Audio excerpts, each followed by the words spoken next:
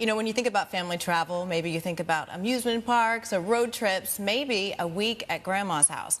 But now, some parents are saying that these styles of trips aren't really cutting it and that they want in on one of the bigger trends that we're seeing coming out of the pandemic, and that is wellness travel. Now, a new survey from Morning Consult shows that parents with kids under the age of 18 say they're less interested to travel for adventure, to check off a bucket list destination, even cultural experiences. What they want, even more so than people without kids, is to improve their mental health and their physical health. Now, this may be a factor of parents just not having enough time to prioritize these things in their daily lives. But it could also be a renewed focus, especially on mental health as we come out of the pandemic.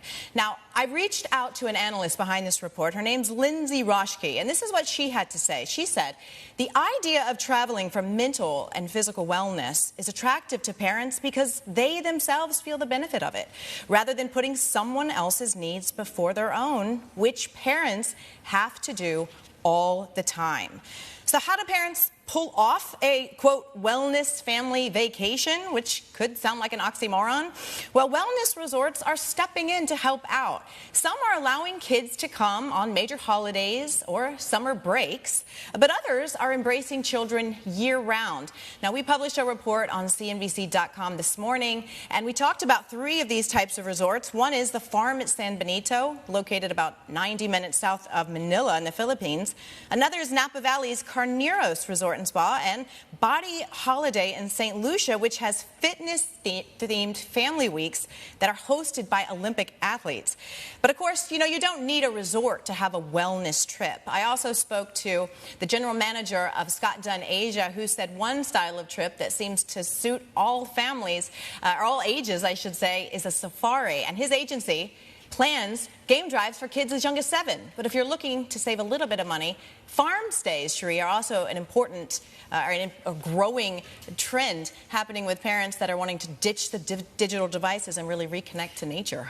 I speak from experience. I did a farm stay in just outside Melbourne a couple of years ago. This is pre-pandemic with the kids, and it's really interesting you say that, because it either could be a wonderful experience or it can be an unmitigated disaster and everybody wants to go home.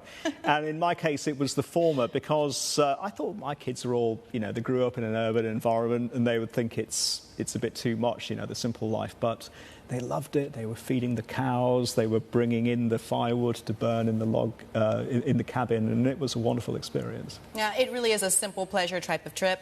It also checks the box for cost. That's a big pain point for parents, but also so is airlines traveling. The most difficult thing that parents said that they do now is the international trip, the international flight, and that would be due to the especially with babies or really young children. Of course. All the gear that you have to have, all the scheduling that you're dealing with on a flight. And airlines are stepping in to help out now. We are seeing, in the United States, the Department of Transportation has now actively called on the airlines to do something to try to help families traveling. We saw United Airlines just a couple of months ago announce you don't have to pay in order to sit next to your own child, realizing this is not nearly a nice thing to have, but really something that could help out everybody on the plane. So much more can be done, though, right? And I remember, and you and I have talked about this not too long ago. I did a story about a concept airline that was just for families traveling with children. It was from the departure gate to arrival. It was a full service, but there's a limit to what airlines can do because it is so costly to reconfigure the cabin